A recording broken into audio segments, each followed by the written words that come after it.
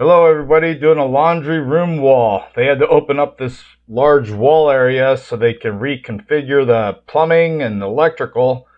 So now they called the drywall repairman over to sheetrock this and get it all coated and textured. This is basically a job. It calls for about one sheet of drywall. So this is the same process on a job, one sheet of drywall. Laundry room wall, bedroom wall, whatever you have, it's the same process. Thing with this wall, it has a lot of detail cuts around all the receptacles and plumbing and stuff like that. Step one, I always want to check the wall. I want to mark all the studs. Then I want to get my measurements of the wall. Get my measurements, and then I'm going to start with the biggest piece of sheetrock. So I'm going to get my big piece of sheetrock. Use a T-square, razor blade, cut it. I like to bring my sheetrock in the room so I can measure my boxes. There's a lot of boxes here, so you want to get as close as possible. I just basically take the measurements of one side of the box and the other side of the box. This is the technique you do when you do keyhole hand saw outs. You can also use a router, but in a router in a homeowner's house kicks up a lot of dust. A router sometimes makes the best perfect cuts, but in this situation with pipes in the wall, electrical, homeowner's kitchen next to it, I'm just going to cut it out. It takes a little more work. Sometimes your cuts are off a little bit, no worries, but we're just going to get all these areas marked off. I'm just using a pencil, a level, and a T-square to just basically pencil off all the areas. And just basic technique like this works pretty good.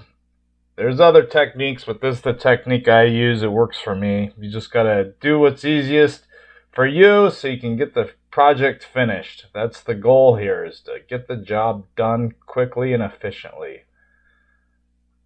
But this T-square works good. You can see I can mark all my areas nice and straight. There's a lot of boxes here. Usually a wall isn't this busy. So we're just trying to mark all the areas. I'm going to cut out the areas. Like I said, you're not always going to be right on the money. If you're right on the money, then hey, congratulations, you did a good cutout. But if you're off 1/8, 2/8 of an inch, even a ½ inch, no worries. You can always put in a little piece of sheetrock in that mistake, or pre-fill it with mud and tape over it. Once I got all my areas penciled off, I'm just using a keyhole saw. This is a cheap little keyhole saw. It's less than $10, and this thing works like magic. This is perfect for detail cuts like this. Boxes, little areas like this. You can just use this keyhole saw and cut everything out by hand. And if you need to clean it up the edges, you can use a razor blade to clean up the edges of your boxes.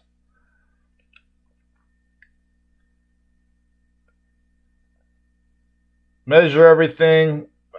I like to go off the angle of the drywall so I get a more precise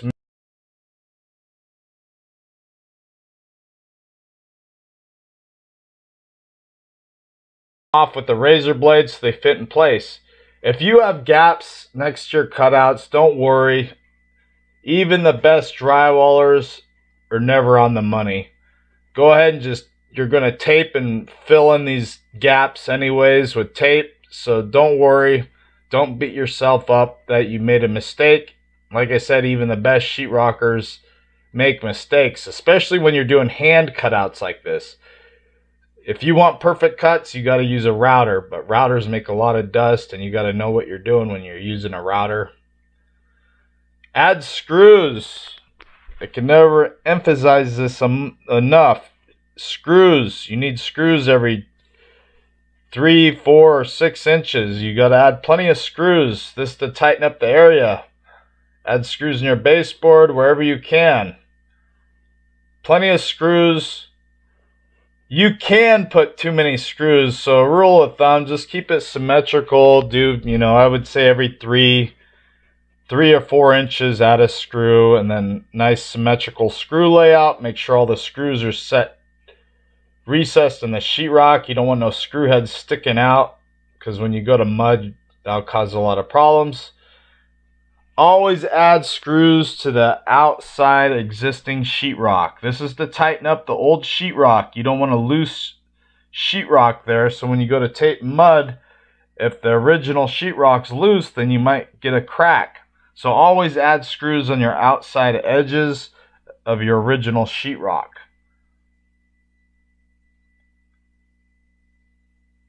Get all your detail cuts, all your small pieces of sheetrock, get everything cut, installed. These smaller pieces, I like to use a rasp on them. A rasp cleans up the edges. Get all your measurements, all your cutouts, get all your screws installed.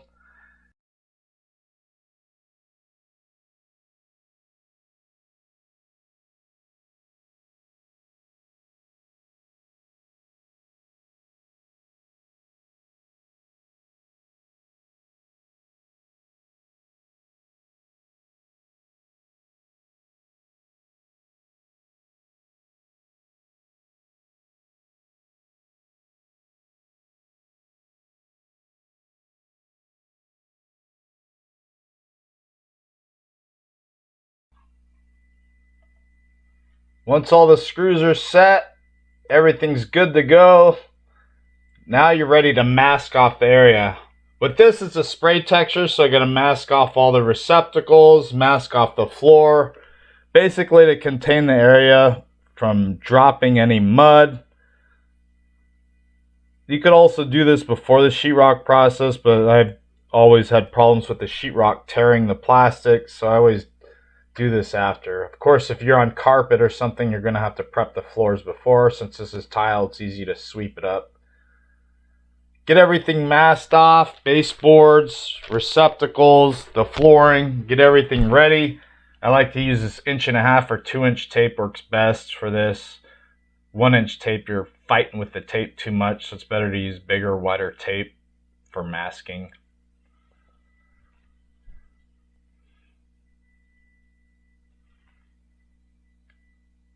Once you get the area all prepped up, masked up, now you're ready to start the fiberglass taping technique. I always use fiberglass mesh tape on all my repairs. I know a lot of videos out there, guys use paper tape or whatever. The only time you'd use paper tape if you're doing like a fire taping technique or you're doing angles. People like to use paper tape in angles. The only time you use it in drywall projects if you're taping large areas, and then we use a tool called the bazooka or a banjo that puts on the paper tape. With the paper tape, you have to make sure you have enough mud in there. The mud has to be just right, and you can get blisters and a lot of mistakes. So your go-to item for fiberglass taping. Always use fiberglass taping. You can also use it in the angle if you do it at 90 degrees. Do it around all your boxes, all your detail areas, all your joints, any gaps. Get everything fiberglassed. Once you get the areas all fiberglassed, then you're ready to go. I like to follow through with my 6-inch knife and press down on the tape. I don't want the bulges in the tape, so I want the tape pressed down nicely on the sheetrock. Once you get it all fiberglassed, then you can turn around and do a first coat. With this first coat, I'm using a quick set mud. This is a 5-minute mud. I have to use quick set muds on my jobs because I have to finish these jobs in one trip. I can't do them in 2 or 3 trips because I couldn't make a living if I had to keep driving to these jobs across town 3 or 4 times just to do a small job like this. Quick set muds you have to mix by hand. I like to mix a pan at a time. Some guys like to mix big old buckets, but it's just one guy here, so it's easier just to do a pan at a time. I love 5-minute. I can't emphasize it enough. I like to use it, but you have to work fast with it. If you don't work with muds, always use a joint compound. Always, always, always use a joint compound. With joint compounds, you have plenty of work time. If you make mistakes, you can sand away your mistakes. With these quick set muds, once they set up like a cement. It's strong. You can sand it away, but it's really tough. It's like trying to sand cement off the wall. So if you're not comfortable with mudding, and you have to question yourself, then just use a joint compound. With joint compounds, they have to dry overnight, of course, before you can do the second or third coat. Get everything coated nicely, angles, all your rows of nails, around your boxes, your joints, everything needs a first coat on. First coat I'm not putting on super heavy, I'm just doing like a skim coat. We don't want to put big old humps on the wall. If you put a big old hump on the wall of mud, then you're just going to have a big hump on the wall. So sometimes with these muds, you don't want to put it on too heavy. If it's still thin the next go around, then add a second coat. If it's still too thin, then do a third coat. It's easier to add a coat than it is to have a big hump on your wall. And once your mud's set up, with these quick set muds, you have to slick it out with a 6-inch knife and a sponge. You're basically taking off the extra materials. It's cleaning it up. It's kind of like a wet sanding technique, but instead of sandpaper, you're using a wet sponge and a 6-inch knife. If you use joint compounds, you're going to have to let them dry overnight and then turn around and sand it with either 80 to 150 grit sandpaper. Once everything's all slicked out or sanded out, now you're ready for a second coat. The second coat process is the same as the first coat, but the mud's just a tad bit thinner. You want to thin down the mud, and you're just doing a tight second coat. You're not putting the mud on super heavy. The original first coat was the fill-in. The second coat is meant to just make a nice, perfect, clean coat over the original coat. If your second coat's not perfect, then you can always do a third coat. Most of my jobs are only done in 2 coats because I work with muds a lot, so I can get away with doing 2 coats. But if you don't do much mud work, you might have to do a tight third skim coat, which is okay. And I always like to do third coats with a joint compound. It makes it perfect. But with this is a spray texture, so the texture is going to cover a lot. So I'm just doing a 2-coat process with hot muds on this, getting it all coated out. Then I'm going to follow through with the sponge and 6-inch knife as the second coat sets up.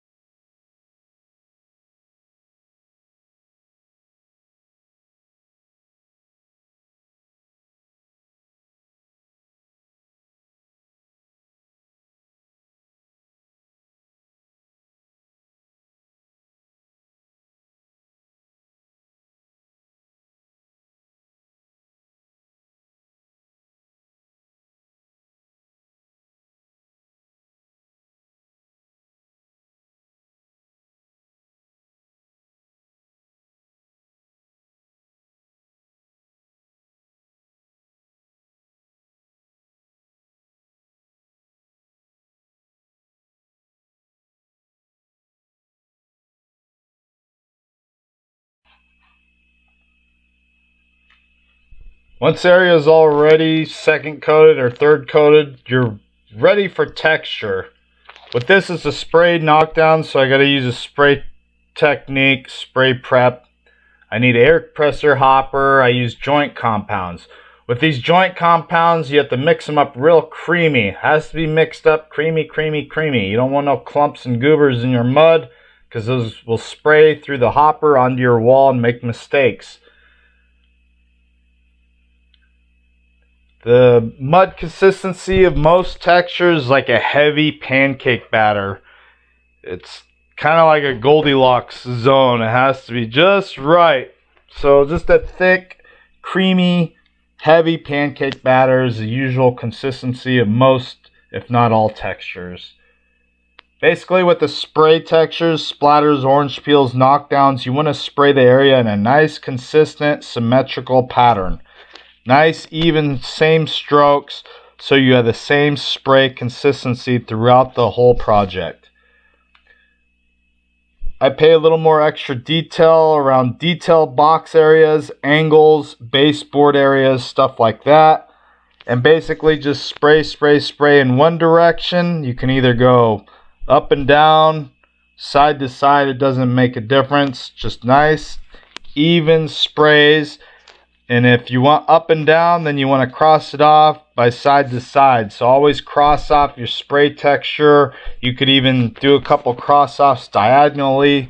That's just to fill in so there's a nice consistent pattern there.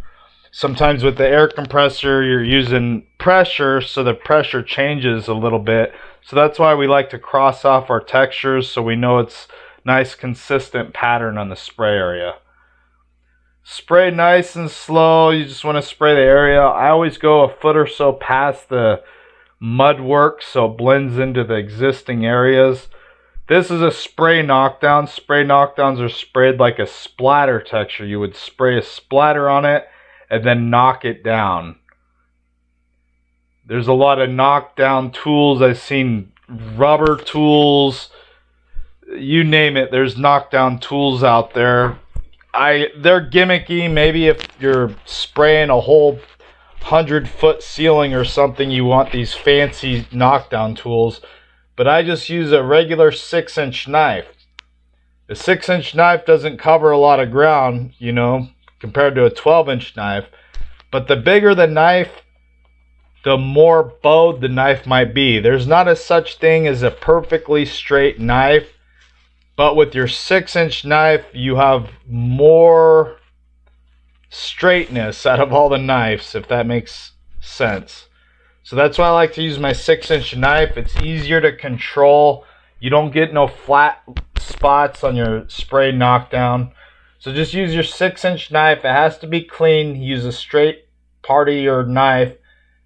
I always like to carry a wet sponge with me so I can keep the 6-inch knife damp and clean. So I just basically knock off. I start from the angles and just knock each way and just slightly knocking down. I'm not pushing down on the knife. I'm not putting any pressure. The knife is basically gliding over the mud and knocking down the pattern. That's all you're doing here. You could also just leave this texture with a splatter and then turn around the next day and sand it to give you a knockdown finish. That would give you more of a lighter knockdown look. And sometimes that's the pattern that the walls call for. But with this, it's a medium-sized knockdown, so I'm just going to knock it down. Easy, easy, easy. I'm just taking my time. This is where you can make mistakes. If you have any boogers or goobers in your mud, you want to pick those out before you knock it down. Because if you get a goober in your mud and you hit it while you're knocking down, it's going to pull scratches in your wall. So sometimes if the mud isn't perfectly mixed, you're going to get goobers. Sometimes you need to strain the mud with like a spaghetti strainer or something like that, or pump it through. If you get a lot of goobers on the wall, you might have to just wipe down the wall and start over, because too many goobers are a bad thing on the spray knockdowns. 1 or 2 is normal. You just pick them out with your fingertip, no big deal, before you knock it down. Keep your 6-inch knife nice and clean and just knock down slowly. Nice consistent patterns. If you go one direction, follow through the same direction. Then you can come back and double check all the areas at a different angle with different lighting to make sure you got everything knocked down. If you miss some knockdown spots, no worries, because before you paint, you're going to have to lightly sand this area with like 150 to 220 grit sandpaper, and then primer and paint. So it's basically, this is a video on doing a one sheet repair job. This is a laundry room. Your project might not be in the laundry room, but you might have a one sheet project, and it's pretty much the same step process. So you just get the sheetrock installed, turn around fiberglass tape, first coat, second coat, third coat if need be, and then follow through with your texture. And depending on your region, you have different type of textures. There's smooth, sprays, skip trails. There's so many different textures. So you just want to get the area at least ready for texture if you're not comfortable doing the textures.